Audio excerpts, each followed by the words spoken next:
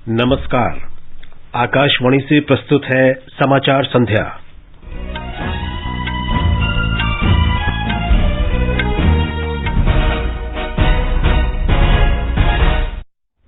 बिहार विधानसभा चुनाव के दूसरे चरण में 54% से अधिक मतदान।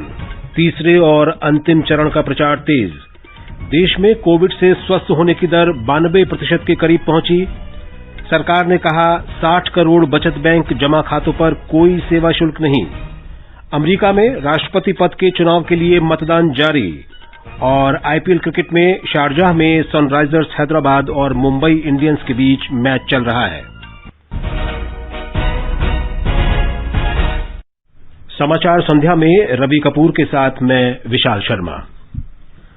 कोविड-19 महामारी के खिलाफ देश एकजुट होकर लड़ रहा है। आप भी हमारे साथ सुरक्षा और बचाव के 3 आसान एहतियाती उपायों का संकल्प लें। मास्क पहनें, 2 गज दूरी है जरूरी, सुरक्षित दूरी बनाए रखें, हाथ और मुंह साफ रखें। अब समाचार विस्तार से। बिहार विधानसभा चुनाव के दूसरे चरण के लिए आज वोट डाले गए। इस चरण में 17 जिलों के 94 निर्वाचन क्षेत्रों में मतदान हुआ। 54% से अधिक मतदाताओं ने मताधिकार का इस्तेमाल किया। मुख्य चुनाव अधिकारी एचआर श्रीनिवास ने बताया कि इस बार मतदान का प्रतिशत बढ़ सकता है। इस बार चुनाव संबंधी गतिविधियों से जुड़े सभी लोगों को मास्क लगाने का निर्देश दिया गया। सबकी थर्मल स्कैनिंग भी की गई। मतदान के दौरान सभी जगह सैनिटाइजर उपलब्ध कराया गया। सभी मतदान केंद्रों को भी सैनिटाइज किया गया। इस चरण में कुल 1463 उम्मीदवार चुनाव मैदान में हैं। इसमें 146 महिलाएं हैं और एक ट्रांसजेंडर हैं। 4 कैबिनेट मंत्री नंद किशोर यादव, श्रवण कुमार, राणा रणधीर और राम सेवक सिंह का राजनीतिक भविष्य आज ईवीएम में सील हो गया। महागठबंधन की ओर से मुख्यमंत्री पद के उम्मीदवार तेजस्वी यादव दूसरी बार राघोपुर विधानसभा क्षेत्र से किस्मत आजमा रहे हैं। 94 सीटों में से भाजपा 46 सीटों पर चुनाव लड़ रही है, जबकि जनता दल यूनाइटेड के 43 और विकासशील इंसान पार्टी वीआईपी के 5 उम्मीदवार चुनाव मैदान में हैं। महागठबंधन में शामिल आरजेडी 56, कांग्रेस 24 और वाम दल 14 सीटों पर चुनाव लड़ रही है। दूसरे चरण का चुनाव आरजेडी के लिए काफी अहम है, क्योंकि इस पार्टी को 2015 में हुए विधानसभा चुनाव में 33 सीटों पर सफलता मिली थी, जबकि जनता दल यूनाइटेड 30, बीजेपी 20 और कांग्रेस 7 सीटों पर कामयाब हुए थे। 4 अन्य उम्मीदवार भी विजयी हुए थे। आकाशवाणी समाचार के लिए पटना से कृष्ण कुमार लाल। 243 सदस्यों वाली बिहार विधानसभा के लिए 3 चरणों में चुनाव कराए जा रहे हैं। पहले चरण का चुनाव 28 अक्टूबर को हुआ था, जबकि तीसरे और अंतिम चरण का चुनाव 7 नवंबर को होगा। मतगणना 10 नवंबर को होगी। निर्वाचन आयोग के उमेश सिन्हा ने बताया कि बिहार विधानसभा चुनाव और 10 राज्यों की 54 सीटों का उपचुनाव शांतिपूर्वक संपन्न हो गया। उन्होंने बताया कि बिहार विधानसभा चुनाव के इस चरण में आज 17 जिलों के 94 निर्वाचन क्षेत्रों में वोट डाले गए। उन्होंने बताया कि बिहार में चुनाव के दौरान अब तक लगभग 65 करोड़ रुपए जब्त किए गए हैं। बिहार चुनाव में तीसरे और अंतिम चरण के अंतर्गत 7 नवंबर के मतदान के लिए प्रचार जोरों पर है। इस चरण में 15 जिलों के 78 विधानसभा क्षेत्रों में मतदान होगा। विभिन्न राजनीतिक दलों के स्टार प्रचारक और वरिष्ठ नेता मतदाताओं को लुभाने के लिए कोई कसर नहीं छोड़ रहे हैं। भारतीय जनता पार्टी के वरिष्ठ नेता और प्रधानमंत्री नरेंद्र मोदी ने आज सहरसा में एक चुनावी सभा में कहा कि प्रदेशवासी आत्मनिर्भर भारत और आत्मनिर्भर बिहार के लिए प्रतिबद्ध हैं। श्री मोदी ने इस अवसर पर विपक्ष की आलोचना करते हुए कहा कि प्रदेश के लोग पहले के जंगल राज से भली भांति परिचित हैं। बिहार के विकास के इन प्रयासों के बीच आपको सतर्क भी रहना है। सतर्क उन लोगों से जिनका इतिहास बिहार में जंगल राज का है। सतर्क उन लोगों से जो बिहार के लिए नहीं, सिर्फ अपने लिए, सिर्फ अपने परिवार के लिए जीते हैं। सतर्क उन लोगों से जिन्हें बिहार की मान मर्यादा, बिहार के मान सम्मान से कोई लेना देना नहीं। श्री मोदी ने कहा कि जनधन योजना के कारण ही कोरोना काल में भी लाखों किसानों के खातों में सीधे अंतरण के माध्यम से राशि पहुंची है। कांग्रेस के वरिष्ठ नेता राहुल गांधी ने आज किशनगंज और कटिहार जिले के कोहड़ा में चुनावी सभाओं को संबोधित किया। इस अवसर पर उन्होंने कहा कि प्रधानमंत्री नरेंद्र मोदी ने प्रत्येक वर्ष 2 करोड़ को नौकरी देने का वादा किया था, लेकिन वो इसे पूरा करने में पूरी तरह विफल रहे। उन्होंने आरोप लगाया कि बिहार के प्रवासी मजदूरों को लॉकडाउन के दौरान कई तरह की कठिनाइयों का सामना करना पड़ा और उनके साथ बुरा व्यवहार किया गया। श्री गांधी ने राज्य की नीतीश सरकार पर आरोप लगाते हुए कहा कि प्रदेश में गरीबों का बुरा हाल हो रहा है। बिहार के किसान को सही दाम नहीं मिलेगा, अगर उस खेत का फायदा उसे नहीं मिलेगा, अगर यहाँ पे फूड प्रोसेसिंग प्लांट नहीं होगा तो बिहार का मजदूर, बिहार का गरीब, बिहार का किसान क्या करेगा? उसके सामने एक ही रास्ता है, दूसरे प्रदेशों में जाकर रोजगार ढूंढना। गुजरात, मध्य प्रदेश, उत्तर प्रदेश, झारखंड, कर्नाटक, ओडिशा, हरियाणा, छत्तीसगढ़, तेलंगाना और नागालैंड की 54 विधानसभा सीटों के उपचुनाव के लिए आज मतदान हुआ। बिहार में वाल्मीकि नगर लोकसभा सीट और मणिपुर की 2 विधानसभा सीटों के लिए मतदान 7 नवंबर को होगा। इन सभी सीटों के लिए वोटों की गिनती 10 नवंबर को की जाएगी। मध्य प्रदेश में कोविड के बीच विधानसभा की 28 सीटों पर उपचुनाव के लिए आज मतदान हुआ। 66.28% वोट डाले गए। हमारे संवाददाता ने खबर दी है कि मतदान प्रतिशत बढ़ सकता है। अपर मुख्य निर्वाचन अधिकारी अरुण कुमार तोमर ने बताया कि स्वतंत्र और निष्पक्ष मतदान सुनिश्चित करने के लिए व्यापक व्यवस्था की गई थी। राज्य में पहली बार कोविड-19 महामारी के दौरान हुए इन चुनावों में लोगों ने सभी दिशा निर्देशों का पालन करते हुए खुले मन से मतदान किया। चंबल क्षेत्र की विधानसभा सीटों पर मतदान के दौरान हिंसा, गोलीबारी और ईवीएम से तोड़फोड़ की कुछ मामूली घटनाओं को छोड़कर राज्य की सभी 28 सीटों पर मतदान शांतिपूर्ण ढंग से संपन्न हुआ। वहीं मॉकपोल और मतदान के दौरान कुल मिलाकर 86 कंट्रोल यूनिट, 64 बैलेट यूनिट और 284 वीवीपैट को बदलना पड़ा। इन चुनावों में राज्य के 14 मंत्रियों सहित 355 उम्मीदवारों का भाग्य ईवीएम में बंद हो गया है। धार जिले की बदनावर सीट पर सबसे अधिक मतदान हुआ। यहाँ 81.26% लोगों ने वोट डाले, जबकि ग्वालियर पूर्व निर्वाचन क्षेत्र में सबसे कम 42.99% मतदान हुआ। वोटों की गिनती 10 नवंबर को होगी। संजीव शर्मा, आकाशवाणी समाचार, भोपाल। उत्तर प्रदेश में विधानसभा की 7 सीटों के उपचुनाव के लिए आज वोट डाले गए। इन 7 सीटों में से 6 भारतीय जनता पार्टी के और 1 समाजवादी पार्टी के पास थी। कुछ स्थानों पर कोरोना वायरस से पीड़ित मरीजों ने भी सभी एहतियात और प्रोटोकॉल के पालन के साथ अपने मताधिकार का प्रयोग किया। चुनाव आयोग ने मतदान के समय का आखिरी का 1 घंटा उन व्यक्तियों के लिए सुरक्षित रखा था जिनका शारीरिक तापमान अधिक था या उन्हें कोरोना से मिलते जुलते लक्षण थे। बुलंदशहर सीट पर 2 कोरोना पीड़ित मरीजों ने अपने अपने मतदान स्थल पर वोट डाला। वोटरों की सहूलियत के लिए डॉक्टरों की टीमें भी पोलिंग स्टेशनों पर मौजूद थीं। हालांकि ये उपचुनाव था, बावजूद इसके लोगों के उत्साह में कहीं कोई कमी नहीं थी। आज जिन 7 सीटों के लिए वोट डाले गए उनमें कुल 88 उम्मीदवारों की किस्मत का फैसला होगा। सुशील चंद्र तिवारी, आकाशवाणी समाचार, लखनऊ। कर्नाटक में सिरा और आरआर नगर विधानसभा सीटों के उपचुनाव के लिए मतदान आज शांतिपूर्वक संपन्न हो गया। सिरा में दिव्यांग मतदाताओं में से 85% ने, जबकि आरआर नगर में केवल 9% ने अपने मताधिकार का इस्तेमाल किया। गुजरात में 8 विधानसभा सीटों पर हुए उपचुनावों में 56.85% मतदान हुआ। चुनाव आयोग के आंकड़ों के अनुसार डांग अनुसूचित जनजाति निर्वाचन क्षेत्र में अधिकतम 74.71% मतदान हुआ। वलसाड जिले के कपराडा अनुसूचित जनजाति निर्वाचन क्षेत्र में 67.34% मतदान हुआ। अमरेली जिले के धारी निर्वाचन क्षेत्र में सबसे कम 42.18% मतदान हुआ। वडोदरा जिले में करजन विधानसभा क्षेत्र में 65.94% वोट डाले गए, जबकि कच्छ जिले में अब्दसा विधानसभा क्षेत्र में 57.78% मतदान हुआ है। लिम्बडी विधानसभा क्षेत्र में 56.04% और मोरबी विधानसभा क्षेत्र में 51.88% तथा गड़ाढा अनुसूचित जाति आरक्षित निर्वाचन क्षेत्र में 47.86% मतदान हुआ। हमारे अहमदाबाद संवाददाता ने रिपोर्ट दी है कि मतदान शांतिपूर्ण संपन्न हुआ। वोटों की गिनती 10 नवंबर को होगी।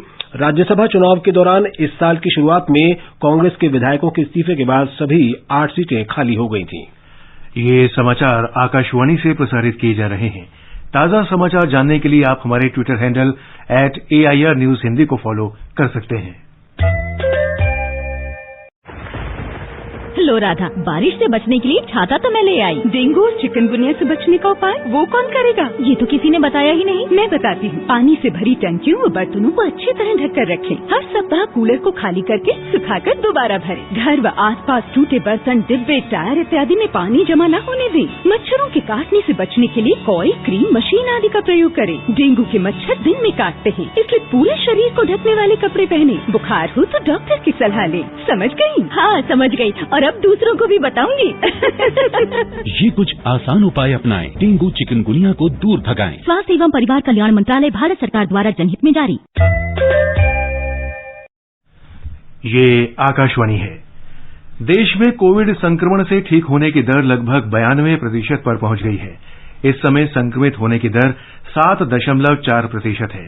साप्ताहिक संक्रमण की दर 4.4%, जबकि दैनिक संक्रमण की दर 3.7% है। स्वास्थ्य मंत्रालय के सचिव राजेश भूषण ने आज शाम संवाददाताओं को बताया कि प्रति 10 लाख जनसंख्या पर 5,991 लोग संक्रमित हो रहे हैं।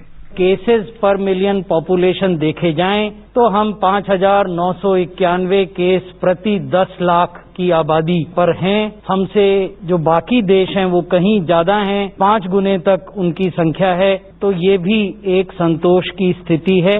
यदि आप मृत्यु प्रति मिलियन पॉपुलेशन देखें तो भारत में 89 डेथ्स पर मिलियन पॉपुलेशन है, जो विश्व का औसत है वो 154 है, और अन्य देशों में ये 600-700 तक भी प्रति मिलियन डेथ्स हैं। कुछ ऐसे राज्य हैं जहां अक्टूबर की तुलना में नवंबर में इलाज करा रहे मरीजों की संख्या बढ़ रही है।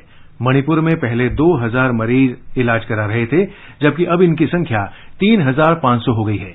दिल्ली में इलाज करा रहे मरीजों की संख्या 26,000 थी, जो अब 33,000 हो गई है। केरल में इलाज करा रहे मरीजों की संख्या 77,000 से बढ़कर 86,000 हो गई है। पिछले 24 घंटों के दौरान लगभग 58,000 से अधिक मरीज ठीक हुए हैं। स्वास्थ्य मंत्रालय ने कहा है कि ठीक हो रहे लोगों की संख्या 76 लाख से ऊपर हो गई है। देश में इस समय लगभग 5,41,000 मरीजों का उपचार चल रहा है। पिछले 24 घंटों में 38,310 लोगों में संक्रमण की पुष्टि के बाद संक्रमित लोगों की संख्या 82 लाख को पार कर गई है। सरकार की टेस्ट, ट्रैक और ट्रीट की रणनीति के प्रभावी कार्यान्वयन के कारण स्वस्थ होने की दर बढ़ी है और मृत्यु दर में कमी आई है। देश में कोविड मृत्यु दर 1.49% है, जो विश्व में सबसे कम दरों में से एक है। पिछले 24 घंटों में कोविड से 490 लोगों की मृत्यु के साथ ही मृतकों की संख्या 1,23,097 हो गई है। भारतीय आयुर्विज्ञान अनुसंधान परिषद ICMR के अनुसार पिछले 24 घंटों में 10,46,000 से अधिक जांच की गई। अब तक देश में 11 करोड़ 17 लाख से अधिक जांच की जा चुकी हैं। महाराष्ट्र में राष्ट्रसंत तुकडोजी नागपुर विश्वविद्यालय में स्थापित कोविड-19 जांच केंद्र में केवल 2 महीनों के भीतर 10,000 नमूनों की जांच की गई। 25 अगस्त को शुरू हुए इस केंद्र में शुरुआत में हर रोज 171 नमूनों की जांच की जाती थी। ब्यौरा हमारी संवाददाता से।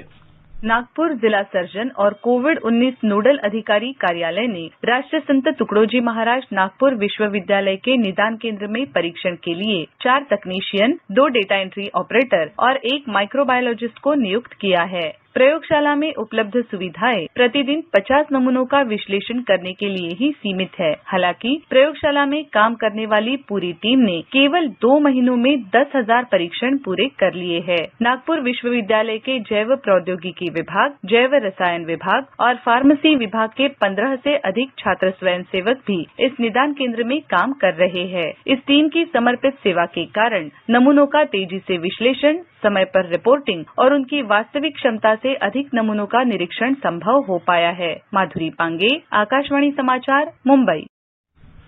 तेलंगाना में पिछले 24 घंटों के दौरान 1,536 लोगों में संक्रमण की पुष्टि हुई। इसके साथ ही राज्य में संक्रमित लोगों की संख्या 2,42,506 हो गई है। राज्य में 45,000 से अधिक नमूनों की जांच की जा चुकी है। इस दौरान प्रदेश में 1,431 से अधिक मरीजों के ठीक होने के साथ ही स्वस्थ होने की दर 92.12% हो गई है। राज्य में अब उपचार के बाद स्वस्थ लोगों की संख्या 2,23,413 हो गई है। राज्य में पिछले 24 घंटों के दौरान 3 और लोगों की मृत्यु के बाद मृतकों की संख्या 1,351 हो गई है। मिजोरम में राज्य सरकार ने कोविड-19 महामारी के मद्देनजर आइजॉल नगरपालिका क्षेत्र में लगे प्रतिबंध को इस महीने की 9 तारीख की सुबह तक और 6 दिनों के लिए बढ़ा दिया है। राज्य आपदा प्रबंधन प्राधिकरण ने राज्य में विशेषकर आइजॉल नगर में कोविड-19 के संक्रमण को रोकने के लिए ये निर्णय लिया है। कोविड-19 दिशा निर्देश को कड़ाई से लागू करने के लिए राज्यव्यापी नो टॉलरेंस फोर्टनाइट भी मनाया जा रहा है। राज्य सरकार ने आइजॉल नगरपालिका क्षेत्र में 27 अक्टूबर से 2 नवंबर तक आंशिक लॉकडाउन लगा रखा था ताकि आइजॉल में संक्रमण को फैलने से रोका जा सके। दुकानों और सब्जी बाजारों को एक दिन छोड़कर कारोबार करने की अनुमति दी गई है। इसके अलावा दफ्तरों में 70% उपस्थिति की भी अनुमति है। राज्य के सभी स्कूल और कॉलेज बंद हैं, लेकिन ऑनलाइन पढ़ाई हो रही है। सामुदायिक भवन, व्यायाम शालाएं, पिकनिक स्थल और गिरजाघर बंद हैं। आकाशवाणी का समाचार सेवा प्रभाग आज अपने फोन इन कार्यक्रम में कोविड-19 पर विशेष परिचर्चा प्रसारित करेगा। ये कार्यक्रम आज रात 9:30 बजे से FM गोल्ड और अतिरिक्त मीटरों पर सुना जा सकता है। नई दिल्ली स्थित लेडी हार्डिंग मेडिकल कॉलेज में मेडिसिन के प्रोफेसर डॉक्टर अनुपम प्रकाश चर्चा में भाग लेंगे। श्रोता हमारे टोल फ्री नंबर 1800-115767 और लैंडलाइन नंबर 011-2331-4444 पर फोन करके विशेषज्ञ से सीधे सवाल पूछ सकते हैं। आगे बढ़ने से पहले मुख्य समाचारों पर एक नजर। बिहार विधानसभा चुनाव के दूसरे चरण में 54% से अधिक मतदान, तीसरे और अंतिम चरण का प्रचार तेज। देश में कोविड से स्वस्थ होने की दर 92% के करीब पहुंची। सरकार ने कहा 60 करोड़ बचत बैंक जमा खातों पर कोई सेवा शुल्क नहीं। अमेरिका में राष्ट्रपति पद के चुनाव के लिए मतदान जारी और IPL क्रिकेट में शारजाह में सनराइजर्स हैदराबाद और मुंबई इंडियंस का मैच चल रहा है। सरकार ने स्पष्ट किया है कि जनधन खातों सहित बैंक के 60 करोड़ बचत खातों पर कोई सेवा शुल्क नहीं लगता है। वित्त मंत्रालय ने कहा है कि मीडिया में ऐसी खबरें आ रही हैं कि सार्वजनिक क्षेत्र के कुछ बैंक सेवा शुल्कों में वृद्धि कर रहे हैं। मंत्रालय ने कहा है कि शुल्कों में कोई वृद्धि नहीं की गई है। बैंक ऑफ बड़ौदा ने इस महीने से प्रतिमाह निःशुल्क नकदी निकालने और जमा कराने की संख्या में कुछ बदलाव किए थे। इनके तहत हर महीने निःशुल्क नकदी लेन देन की संख्या 5 बार से घटाकर 3 बार कर दी गई थी। बैंक ऑफ बड़ौदा ने बताया है कि उसने कोविड महामारी की मौजूदा स्थिति को देखते हुए ये बदलाव वापस लेने का फैसला किया है। सार्वजनिक क्षेत्र के किसी अन्य बैंक ने हाल में कोई शुल्क नहीं बढ़ाया है। भारतीय रिजर्व बैंक के दिशा निर्देश के अनुसार सार्वजनिक क्षेत्र के बैंकों सहित सभी बैंकों को अपनी सेवाओं के लिए उचित, पारदर्शी और निष्पक्ष तरीके से शुल्क लगाने की अनुमति है। सार्वजनिक क्षेत्र के अन्य बैंकों ने जानकारी दी है कि कोविड महामारी के मद्देनजर निकट भविष्य में सेवा शुल्क बढ़ाने का कोई प्रस्ताव नहीं है। केंद्र शासित प्रदेश जम्मू कश्मीर के उपराज्यपाल मनोज सिन्हा ने हमारे संवाददाता से बातचीत में समूचे प्रदेश में विकास की परिकल्पना के बारे में विस्तार से बातचीत की। आकाशवाणी श्रीनगर के साथ अपने पहले साक्षात्कार के दौरान जम्मू कश्मीर के उपराज्यपाल श्री मनोज सिन्हा ने अपनी सरकार के विकास का नक्शा खींचा। उन्होंने कहा कि जम्मू कश्मीर सरकार सभी क्षेत्रों के विकास के लिए प्रतिबद्ध है और इस राह में पड़े सभी रोड़े हटाए जा रहे हैं। उन्होंने कहा कि केंद्र सरकार के 55,000 करोड़ रुपए के विकास पैकेज से कई बड़े प्रोजेक्ट बन रहे हैं। नई इंडस्ट्रियल पॉलिसी हम लेकर के आ रहे हैं। भारत सरकार के वित्त मंत्रालय ने उसे स्वीकृति प्रदान कर दी है। अब प्रधानमंत्री जी की अध्यक्षता में कैबिनेट जिस दिन उसका अप्रूवल देगी उसके बाद हम काम शुरू करेंगे। मैं पूरी तरह से आश्वस्त हूं कि आने वाले 2.5-3 वर्षों में कम से कम 25-30 हजार करोड़ का इन्वेस्टमेंट आएगा। उद्योग आएंगे तो स्वाभाविक रूप से रोजगार मिलेगा। सर्विस इंडस्ट्री हो या टूरिज्म से रिलेटेड काम हो, मैन्युफैक्चरिंग हो, IT सेक्टर के काम हो, इन सब कामों पर हम फोकस करने वाले 14 एरिया हमने चिन्हित किए। केवल 12% भूमि औद्योगिक सेक्टर अथवा सर्विस सेक्टर के लिए प्रयुक्त होगी, जिसमें देश के प्राइवेट सेक्टर द्वारा इन्वेस्टमेंट होगा और स्थानीय युवाओं के लिए रोजगार के अवसर बढ़ेंगे। आकाशवाणी समाचार के लिए श्रीनगर से मैं सुनील कोल। पिछले वर्ष अगस्त में जल जीवन मिशन की शुरुआत के बाद से अब तक लगभग 2 करोड़ 55 लाख ग्रामीण परिवारों को नल से जल कनेक्शन प्रदान किए गए हैं। इस मिशन की शुरुआत के समय कुल 18 करोड़ 93 लाख ग्रामीण परिवारों में से लगभग 3 करोड़ 23 लाख घरों में जल की आपूर्ति होती थी। राज्य के सभी ग्रामीण परिवारों को नल से जल कनेक्शन प्रदान करने वाला गोवा देश का पहला राज्य बन गया था। केंद्रीय जल शक्ति मंत्री गजेंद्र सिंह शेखावत ने राज्यों और केंद्र शासित प्रदेश के मंत्रियों के साथ आज वर्चुअल कॉन्फ्रेंस के जरिए जल आपूर्ति की समीक्षा की। इस बैठक में हरियाणा और त्रिपुरा के मुख्यमंत्रियों ने हिस्सा लिया। उन्होंने महामारी के दौरान लोगों को नल से जल कनेक्शन प्रदान करने के प्रयासों के लिए राज्यों और केंद्र शासित प्रदेशों की सराहना की। उन्होंने आशा व्यक्त की कि सभी राज्य हर परिवार को जल आपूर्ति करने के प्रयास करेंगे।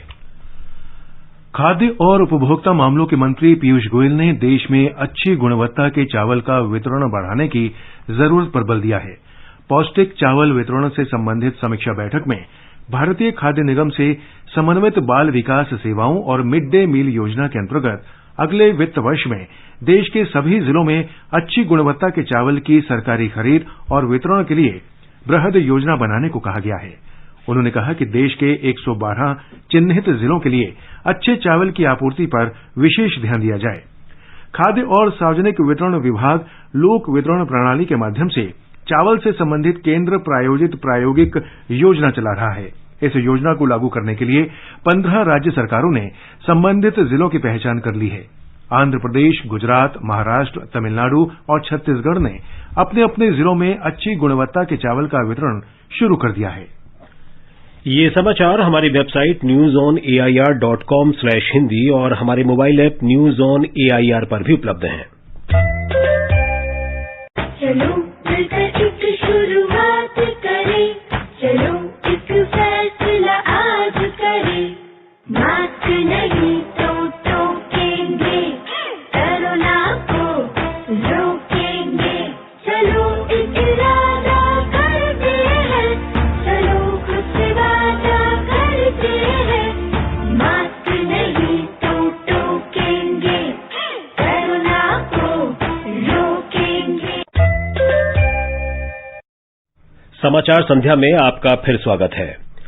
अमेरिका में 59वां राष्ट्रपति चुनने के लिए आज मतदान हो रहा है। बड़ी संख्या में मतदाता वोट डाल रहे हैं। लगभग 10 करोड़ मतदाता डाक से और व्यक्तिगत रूप से अग्रिम मतदान में अपने मताधिकार का इस्तेमाल कर चुके हैं। इस चुनाव में रिपब्लिकन पार्टी के उम्मीदवार और मौजूदा राष्ट्रपति डोनाल्ड ट्रंप तथा डेमोक्रेटिक पार्टी के उम्मीदवार जो बाइडेन के बीच मुकाबला है। एक रिपोर्ट। लगभग 20 करोड़ 40 लाख योग्य मतदाताओं के साथ दुनिया के सबसे पुराने लोकतंत्र अमेरिका में हो रहे राष्ट्रपति चुनाव वैश्विक राजनीति के भविष्य की सबसे अहम कड़ी मानी जाती है। कोरोना संकट के मद्देनजर अमेरिका के कई राज्यों ने इस बार अग्रिम और डाक मतपत्र के प्रावधानों में काफी ढिलाई भी दी थी। इसी कारण 2016 के राष्ट्रपति चुनावों में डाले गए कुल मतों का लगभग 73% इस वर्ष चुनाव के दिन से पहले ही दर्ज किया जा चुका है। रिपब्लिकन पार्टी के उम्मीदवार और वर्तमान राष्ट्रपति डोनाल्ड ट्रंप अपने समर्थन के प्रति आश्वस्त दिख रहे हैं और लोगों से आर्थिक सुधार, रोजगार सृजन और कोविड महामारी से निपटने में व्यवहारिक दृष्टिकोण के नाम पर वोट देने के लिए कह रहे हैं। वहीं दूसरी ओर डेमोक्रेट उम्मीदवार जो बाइडेन ने देश में महामारी की स्थिति से निपटने के लिए उठाए गए ट्रंप सरकार के प्रयासों पर निशाना साधते हुए लोगों से वोट की अपील की है। उन्होंने अफोर्डेबल केयर एक्ट या ओबामा केयर के दायरे को बढ़ाने का भी वादा किया है। राजनीतिक विशेषज्ञों ने इस बार के अमेरिकी चुनाव में दोनों ही उम्मीदवारों के बीच कड़ा मुकाबला होने की संभावना जताई है। अगले कुछ घंटों में बहुमत का फैसला होते ही यह तस्वीर भी साफ हो जाएगी कि अगले साल 20 जनवरी को अमेरिकी राष्ट्रपति पद की शपथ कौन लेगा। आकाशवाणी समाचार के लिए आनंद चतुर्वेदी, दिल्ली। अमेरिका में राष्ट्रपति चुनाव में भारतीय मूल के अमेरिकी मतदाताओं की भूमिका महत्वपूर्ण हो सकती है। वहां बसे भारतीयों की संख्या लगभग 40 लाख है। यही कारण है कि रिपब्लिकन और डेमोक्रेट दोनों पार्टियों ने भारतीय अमेरिकियों को रिझाने के हर संभव प्रयास किए हैं। एक रिपोर्ट।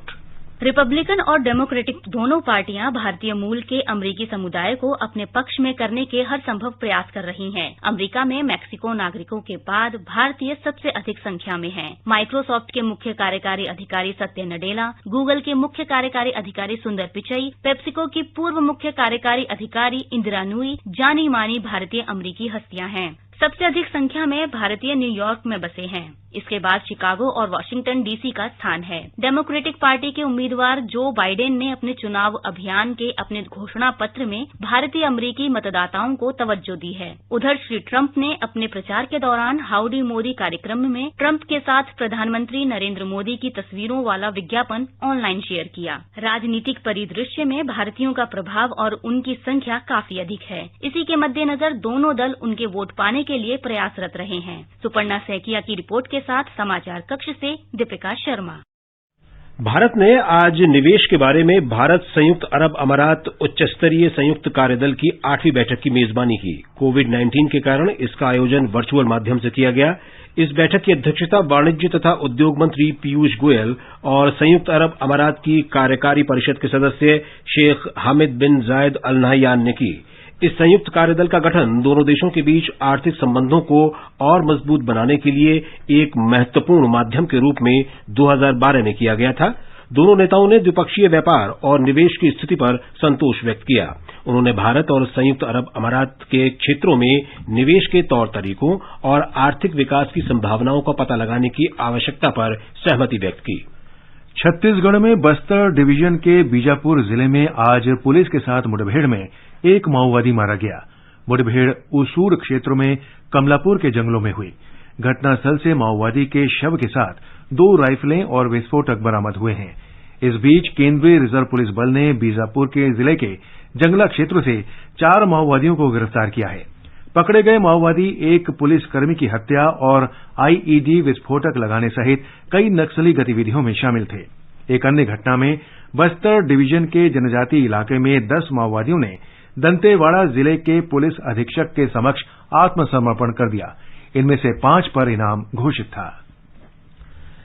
आईपीएल क्रिकेट में शारजाह में मुंबई इंडियंस ने सनराइजर्स हैदराबाद के साथ पहले बल्लेबाजी करते हुए ताजा समाचार मिलने तक 11 ओवर में 2 विकेट पर 81 रन बना लिए थे।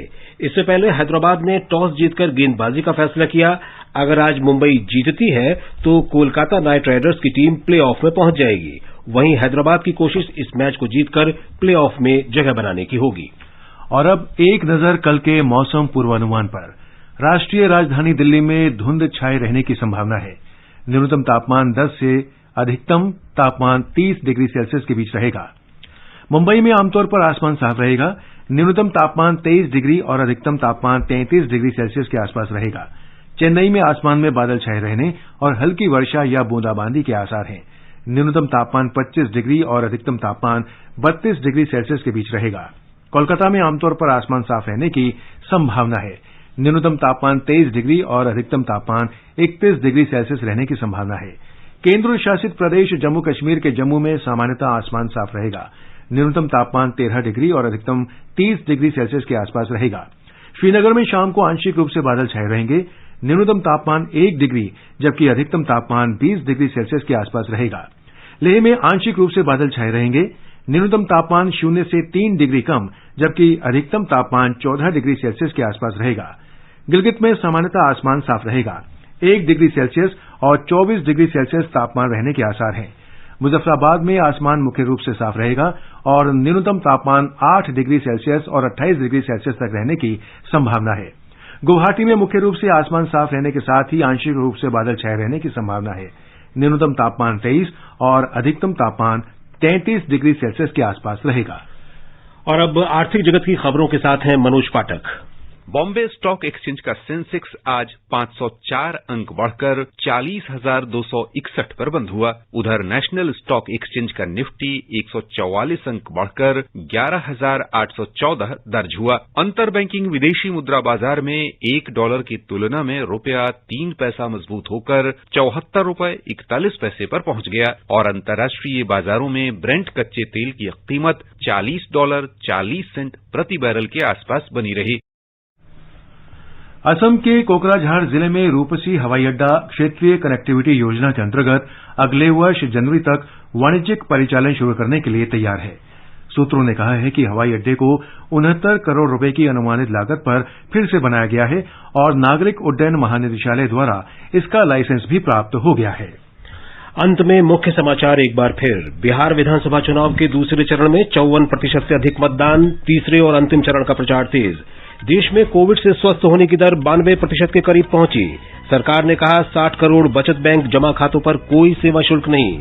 अमेरिका में राष्ट्रपति पद के चुनाव के लिए मतदान जारी और आईपीएल क्रिकेट में शारजाह में सनराइजर्स हैदराबाद और मुंबई इंडियंस का मैच चल रहा है।